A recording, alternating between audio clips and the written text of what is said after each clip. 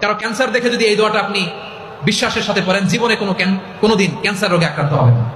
অন্যের বিপদ যদি দেখেন, এটার জন্য একটা দোয়া আছে। অনেক সময় আমরা দেখি হাসপাতালে ক্যান্সারের থার্ড স্টেজে চলে গেছে, লোকটা হ্যাংলা হয়ে চিকন হয়ে হায়রে কি কষ্ট পায়, দেখি না?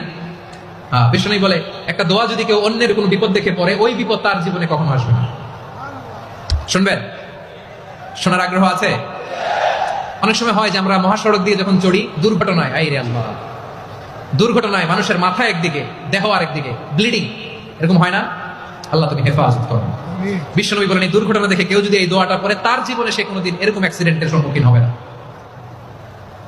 শুনবেন?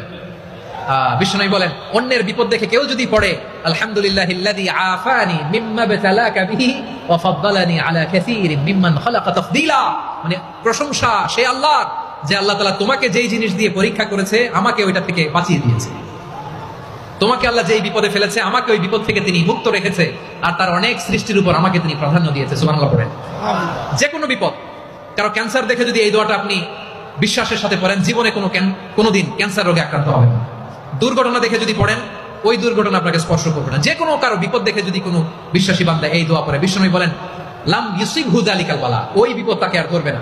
উফিয়া মিনহু মিন যালিকাল বালা কাইনাম মা কান, সে যতদিন হায়াত পাবে কোনোদিন ওই বিপদ তাকে স্পর্শ করবে না।